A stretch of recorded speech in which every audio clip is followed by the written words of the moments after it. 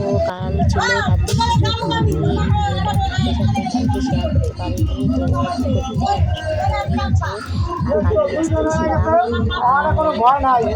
এখানে প্রসাদ রান্না হচ্ছে আর এদিকে পুজোটা তোমাদের দেখাতে পারিনি, কারণ পুজোর সময় আমি একটু বাড়িতে আসলাম, কারণ পুজোটা আমাদের বাড়িতে নয় পাশের বাড়িতে।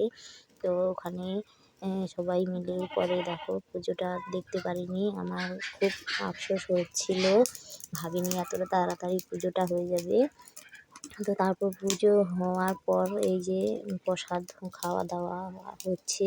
তো প্রসাদ আমরা খেতে বসিনি, তো দেখো এখানে অনেকেই বসে গেছে। আর কার্তিক পূজার প্রসাদ তোমাদের ওখানে কার কার বাড়িতে পুজো হয়েছে আর কে কে প্রসাদ পেয়েছো কার্তিক পূজা। আর কার্তিক পূজার অনেকই নিয়ম আছে। তো এই পুজোতে যারা মানে বাচ্চা কাচ্চা হয় না তাদের এই পুজোটা করলে নাকি এই ঠাকুর তাদের মনের আশা পূর্ণ করে দেয়। তো তোমরাও যাদের এই ধরনের কোনো প্রবলেম আছে তো এই ঠাকুরকে মন ভরে ডাকো বা এই প্রসাদ মানে কোথাও যদি কোনো পুজো হয় খেয়ে নেবে। তো এটা আমার কথা নয়, এটা বলে সবাই, আমি তো বড়দের কাছ থেকে এটা শুনেছি।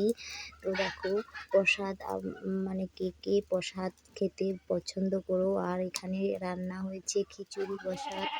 তো সবাইকে অনেক ধন্যবাদ লাস্ট পর্যন্ত